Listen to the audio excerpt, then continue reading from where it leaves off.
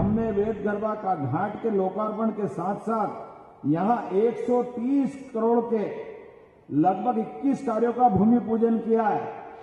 185 करोड़ की लागत से लगभग हमने 97 अलग अलग प्रकार के कामों का भूमि पूजन किया है।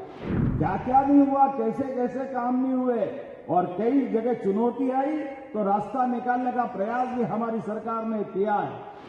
जहां हम अपना ये कार्यक्रम कर रहे हैं, यहां आने के पहले ही लगातार ये वेद गरबा घाट जिसकी कहानी अभी हमारे संचालक जी ने बताई है, जिसके माध्यम से हमने वेद गरबा का घाट के लोकार्पण के साथ साथ यहां 130 करोड़ के लगभग 21 कार्यों का भूमि पूजन किया है।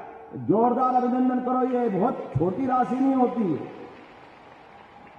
और 185 करोड़ की लागत से लगभग हमने 97 अलग अलग प्रकार के कामों का भूमि पूजन किया है।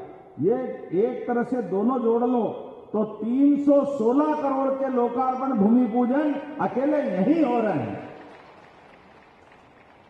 जब से सरकार बनी है, सरकार बनने के बाद लगातार एक के बाद एक विकास के नए नए संकल्प माननीय यशस्वी प्रधानमंत्री के नेतृत्व में हमने सबने लिए और आपने देखे भी होंगे। क्या क्या नहीं हुआ, कैसे कैसे काम नहीं हुए और कई जगह चुनौती आई तो रास्ता निकालने का प्रयास भी हमारी सरकार ने किया है।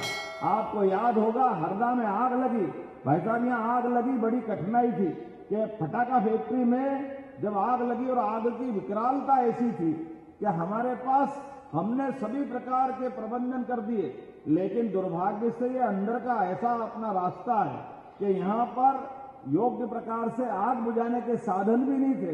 तो इंदौर, भोपाल, उज्जैन, होशंगाबाद, जहां जहां से नर्मदापुरम कहते हैं, सब दूर से फायर ब्रिगेड पहुंचवाई, लेकिन उसके बाद भी आग की विकरालता और घायल और मृत्यु वाले लोगों के लिए लगभग हमने 100 के आसपास एम्बुलेंस भेजी। लेकिन कहीं भी जाओ, कैसे भी जाओ, तो घायलों को ले जाने के लिए 4 घंटे से कम नहीं लग रहा था। लेकिन वो ग्रीन कॉरिडोर बना करके एक एक व्यक्ति की जान बचाने का काम उस समय किया था कि हमारे किसी व्यक्ति के जीवन में अगर कष्ट आ गया तो सरकार को सबसे पहले खड़े होना चाहिए। लेकिन मुझे इस बात का संतोष है, जितना बना उस समय किया, लेकिन उसके अगले महीने पूरे देश में एकमात्र राज्य मध्य प्रदेश है जिसने ये निर्णय किया कि हमारा राज्य भौगोलिक दृष्टि से बहुत बड़ा है और घायल को अगर 4-5 घंटे लग जाए तो बहुत सारी जनहानि होती है। इसलिए एयर एम्बुलेंस लाने का निर्णय हमारी सरकार ने किया कि आने वाले समय में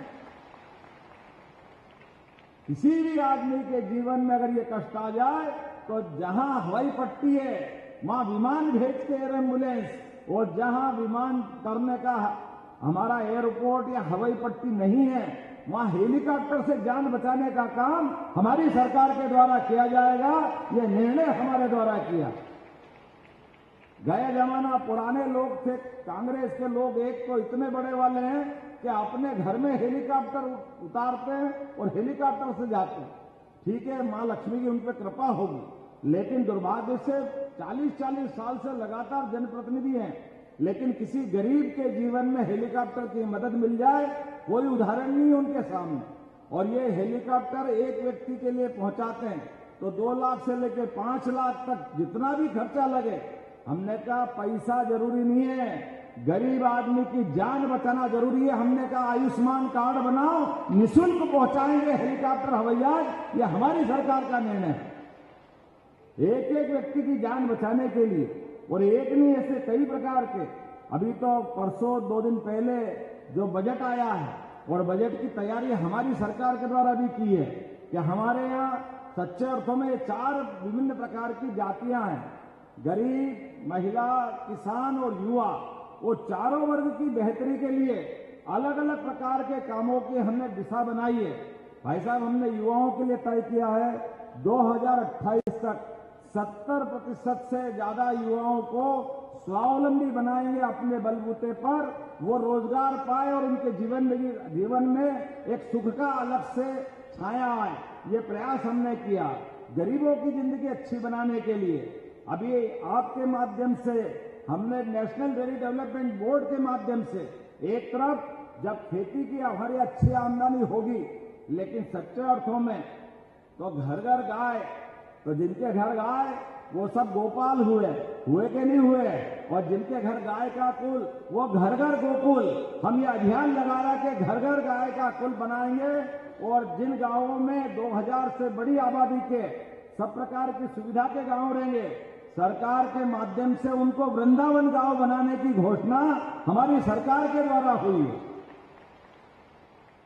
अब गौमाता से निकलने वाला गोबर, गोमूत्र, ये कोई अलग संकट नहीं है, इनसे भी बिजली बनती है, इनसे बहुत सारी प्रकार का उपयोग होता है। ऐसे सारे कामों को प्रोत्साहन देकर के लगातार हम प्रयास करेंगे कि ऐसे एक के बाद एक इन कामों के माध्यम से आने वाले समय में अकेले इसी मध्य प्रदेश के अंदर जैसे अमूल की डेयरी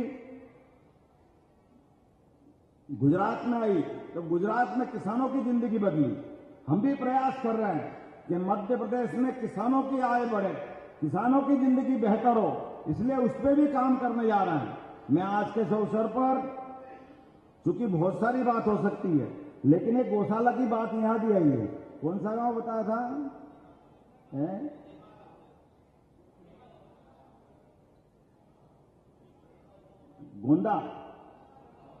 गोंदा गांव मठ। आपने जो कहा, निश्चित रूप से वहां भव्य गौशाला बनाई जाएगी, सारी व्यवस्था सरकार के द्वारा करेंगे।